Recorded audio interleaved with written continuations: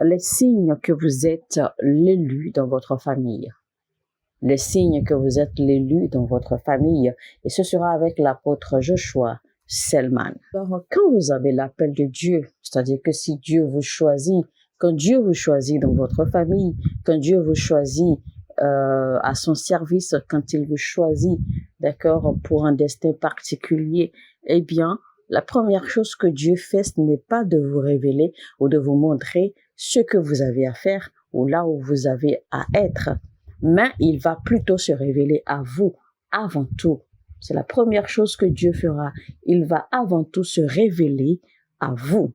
Car il est dangereux, d'accord, d'accepter l'appel de Dieu et ne pas pouvoir prendre son mal en patience, ne pas pouvoir se calmer pour que Dieu se révèle à vous et que immédiatement vous commencez à poursuivre des rêves, vous commencez à poursuivre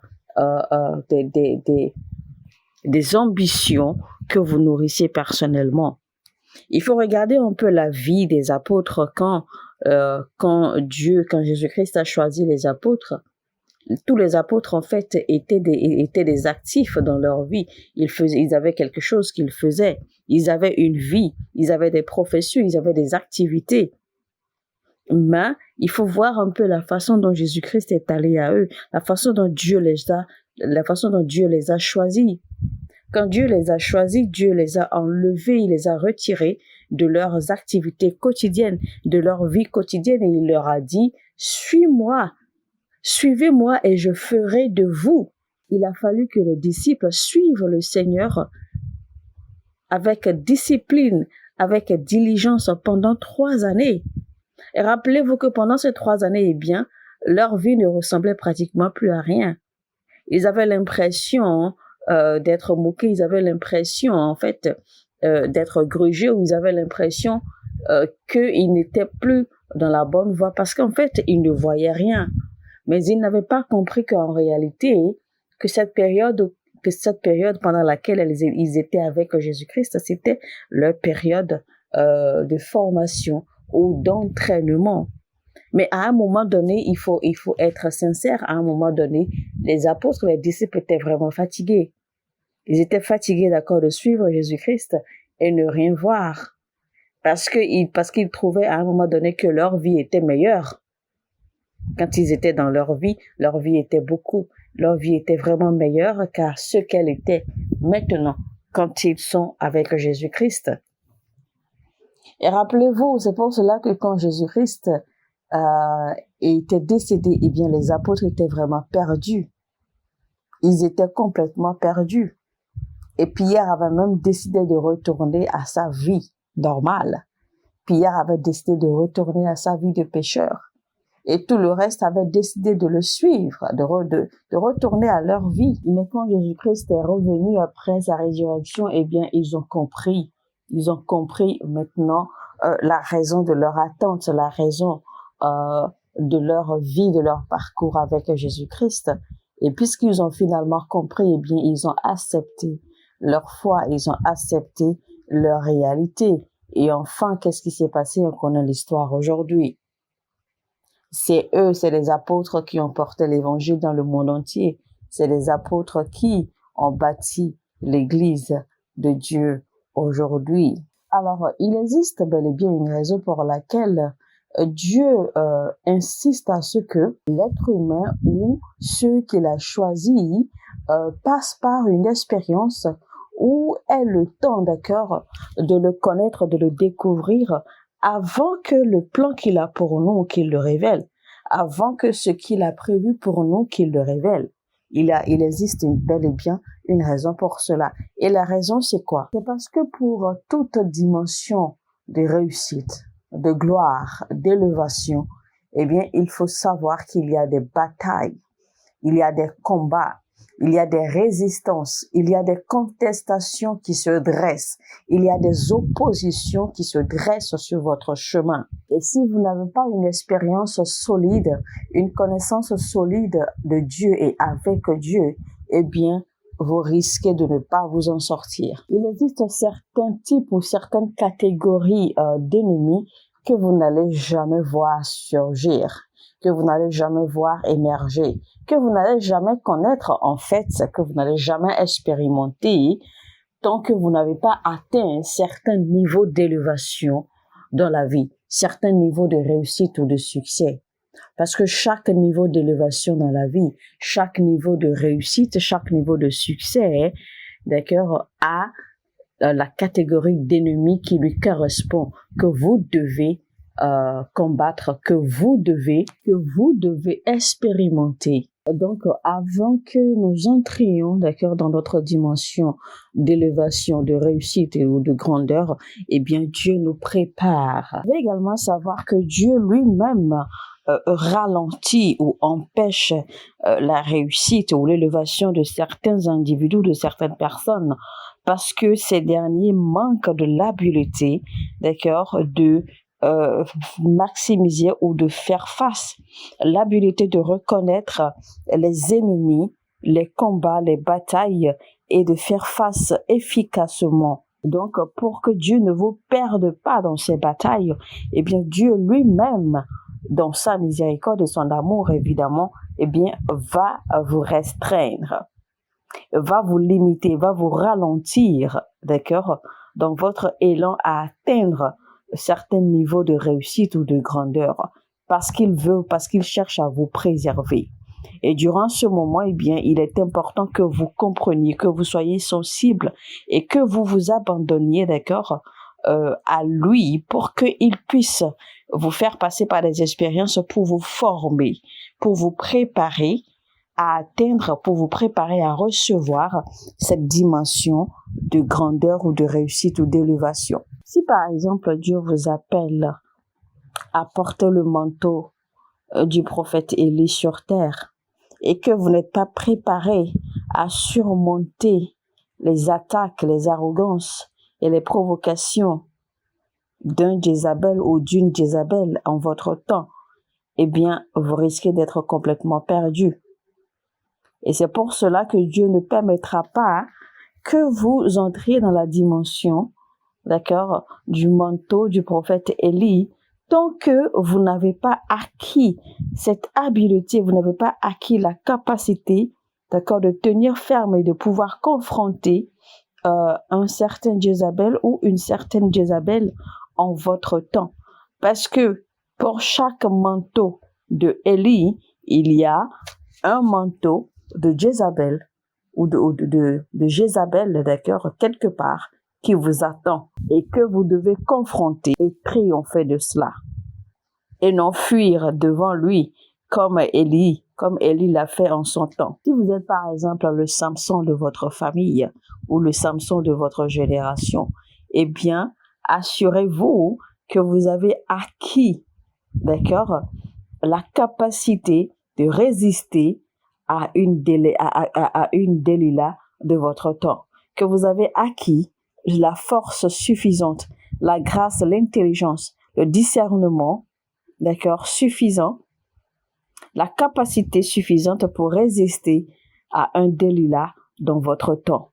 Parce que vous ne pouvez pas vous permettre de traverser ou de sauter les étapes et de devenir un Samson de votre génération et que dès la première tentation d'un Delilah, eh bien, vous chutez. Et ainsi, ce serait dommage parce que vous aurez ainsi déçu, d'accord, et gaspillé toute une génération qui, normalement, est attachée à votre élévation. Voilà donc pourquoi Dieu lui-même, parfois, ce n'est pas le diable, Dieu lui-même parfois nous ralentit, d'accord, dans nos élans pour atteindre certains niveaux de grandeur, certains niveaux d'élévation. Mais il nous faut être sensibles. Il nous faut avoir le discernement pour reconnaître si c'est Dieu qui est à l'œuvre ou si c'est le diable qui est à l'œuvre. Voilà donc l'une des raisons pour lesquelles il est important, il est crucial que vous connaissiez Dieu pour vous-même. Que vous preniez le temps, d'accord, de connaître Dieu, de maîtriser les façons de faire de Dieu, surtout les façons de faire ou les façons d'agir de Dieu avec vous particulièrement. Parce que Dieu a une façon d'opérer avec chaque individu, surtout ceux qu'il a choisis. Parce que un Delilah de votre génération ou de votre temps ne va pas aller s'en prendre à quelqu'un qui porte un autre manteau qui est différent du manteau de Samson. Parce que ce que vous devez savoir également, c'est que chaque règne de réussite ou de grandeur, en fait, à chaque règne de grandeur, existe également des esprits, des démons, des personnalités, des oppositions, d'accord, qui sont désignés, qui sont taillés sur mesure pour ces dimensions. Donc, chaque dimension de réussite, chaque dimension de grandeur, chaque manteau a ses démons à affronter, a ses oppositions, a ses batailles à confronter. C'est ce que vous devez savoir. Donc, les démons qui sont assignés pour un manteau ne vont pas laisser ce manteau et s'en prendre à un autre manteau. Voilà pourquoi on dit que à chaque niveau d'élévation, il existe des batailles, il y a des oppositions que vous devez confronter et triompher afin de pouvoir quitter une étape A pour une étape B et ainsi de suite. Et voilà pourquoi il faut être préparé. Voilà pourquoi il faut il faut prendre le temps, d'accord, que Dieu vous prépare, d'accord, que Dieu vous impute les habiletés, les capacités, la force, la connaissance, la révélation qu'il faut, les armes qu'il faut avant que vous n'atteigniez, d'accord, l'échelle ou ce niveau de grandeur. En fait, ces démons ou ces oppositions ou ces esprits ou ces batailles ou ces combats, en fait, n'ont pas besoin de vous connaître personnellement. Ils n'ont pas besoin de connaître votre nom. En fait, ils n'ont rien à voir avec votre tête ou votre personnalité. Ce qui est important pour eux, en fait, c'est le manteau que vous portez. Donc, cela n'a rien à voir avec un individu. C'est plutôt le manteau qu'un individu porte, d'accord? Le manteau auquel Dieu a destiné un individu. La mission ou l'appel auquel Dieu a destiné un individu, d'accord? C'est ça qui attire les batailles, les esprits, les démons, les oppositions, d'accord? Qui sont désignés ou qui sont dessinés, d'accord? Qui sont faits pour aller contre ce manteau. Ça n'a rien à voir avec un individu. Ça n'a rien à voir avec votre nom. Ça n'a rien à voir avec votre personne ou ça n'a rien à voir avec d'où vous sortez, d'où vous venez, de quelle famille vous venez. Non. C'est plutôt votre manteau, d'accord, qui détermine ou qui éveille les esprits, les démons et les batailles qui sont assignés, d'accord, à ce genre de manteau depuis la lune des temps, depuis la création. Si par exemple vous résidez ou vous vivez dans une localité et que dans cette localité, eh bien, vous êtes la personne qui commence à réussir ou que vous êtes la personne qui commence à percer, eh bien, le niveau de votre percée, d'accord, en fait, on va réveiller certains esprits, certaines personnalités qui ont déjà été assignées, d'accord, en pouvoir sur cette localité. Parce que dans les règnes de l'esprit, eh bien, cette localité en question, d'accord, a déjà été assignée comme territoire à dominer, d'accord, par certaines personnalités, certains esprits, certains démons. Et donc, certainement, il y a déjà un niveau de réussite ou de succès qui a été déterminé pour ne pas dépasser. Parce que, eh bien, ils savent en fait que quiconque va briser la limite, quiconque va atteindre tel ou tel niveau de réussite dans cette localité, eh bien, qu'il y aura un impact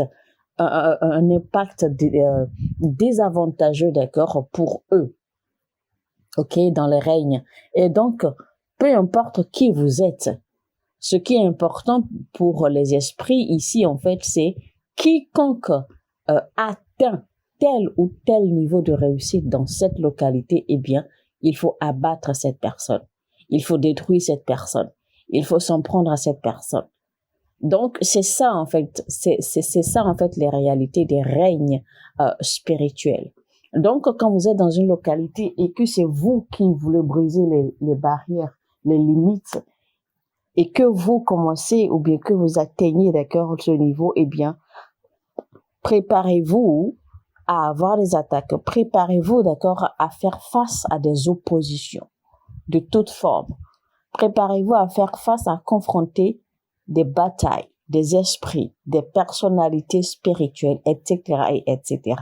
C'est pour cela qu'on dit en fait que chaque niveau de grandeur, chaque niveau d'élévation a ses démons qu'il faut confronter. Et il faut aussi avoir à l'esprit que chaque localité est marquée dans les règnes et chaque localité est confiée à des démons, à des esprits, à des personnalités spirituelles dans les règnes. Et chaque localité également a été marquée dans les règnes pour ne pas dépasser un certain niveau de réussite. Voyez-vous, si vous êtes par exemple dans le domaine de la musique, eh bien, il y a des démons, des esprits, des personnalités spirituelles qui sont assignés, d'accord, au domaine de la musique pour combattre quiconque, pour combattre, d'accord, toute personne dans le domaine de la musique qui chercherait à dépasser telle limite ou qui chercherait à atteindre telle et telle limite. Donc, c'est pour cela que vous allez voir des réalités qui étonnent, mais il faut pas que ces réalités, il faut pas que ces choses vous étonnent. C'est simplement l'accomplissement, d'accord, des contrats, des choses qui ont déjà été faites et déterminées dans les règnes. Donc, c'est pour cela que il est important que vous ayez Dieu de votre côté et que vous connaissiez Dieu, que vous ayez une relation personnelle avec lui.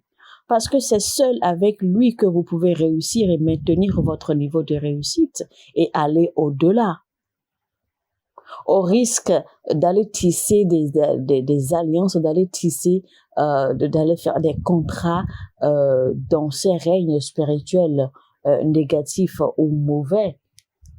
Mais avec Dieu, eh bien, quand vous avez Dieu de votre côté, eh bien, vous pouvez briser toutes les barrières, vous pouvez briser toutes les limites, peu importe la localité. Et peu importe le temps que ça prendra, il suffit simplement de connaître Dieu et de permettre à ce que Dieu vous guide et que Dieu vous forme et qu'il vous bâtisse, d'accord, pour entrer et supporter le niveau de grandeur auquel vous aspirez ou le niveau de réussite auquel vous aspirez afin que vous puissiez confronter ces démons ou ces esprits ou ces forces ou ces oppositions qui vont se lever et pouvoir triompher. Quand vous priez, vous jeûnez, vous faites tout ce qu'il faut, d'accord? Et que certaines portes ne s'ouvrent toujours pas à vous, que certaines opportunités ne se présentent toujours pas à vous, eh bien, prenez une pause, arrêtez de lier les esprits et les démons et maintenant, faites face à Dieu et demandez-lui ce que Dieu veut vous donner comme message. Demandez-lui de façon précise ce qu'il faut que vous fassiez. Parce que certainement, Dieu essaie de vous passer un message. Certainement, il y a une clé que vous devez utiliser et que vous n'avez pas encore. Et donc, c'est le moment maintenant de prendre pause et de poser des questions à Dieu. Ce qu'il veut que vous fassiez à ce moment-là. Quel niveau de spiritualité ou qu'est-ce qu'il veut vous enseigner, qu'est-ce qu'il veut vous apprendre. Et quand vous posez des questions à Dieu, eh bien, il vous donnera des instructions sur quoi faire et comment vous y prendre. Vous savez, en fait, atteindre un niveau de réussite ou un niveau de succès ou d'élévation dans la vie, là n'est pas en fait un problème. Mais là où le problème réside le plus souvent, c'est dans l'habileté ou la capacité de maintenir, d'accord, le niveau de grandeur ou de réussite ou d'élévation que vous avez atteint. Parce que déjà, il faut avoir la capacité, il faut avoir les armes qu'il faut pour maintenir, pour soutenir ce niveau et maintenant monter davantage. Mesdames et messieurs, on va s'arrêter là aujourd'hui pour la première partie de notre message, les signes que vous êtes l'élu de votre génération ou les signes que vous êtes l'élu d'une génération, première partie, avec l'apôtre Joshua Selman. Je vous retrouve très rapidement, d'accord, pour la deuxième partie de notre message. Mais avant, de vous quitter, je vous exhorte à liker, cliquer sur le bouton j'aime et partager ce message au maximum autant que vous pouvez. Aidez-nous à atteindre plus d'âmes, à atteindre plus de personnes qui seraient intéressées, qui seraient bénies par ce genre de message. Je vous retrouve très très rapidement, d'accord? Ne vous déconnectez pas. Abonnez-vous et activez la cloche de notification afin de ne pas rater la suite de ce message. Sur ce, que Dieu vous bénisse. Shalom, shalom chez vous et à très très bientôt.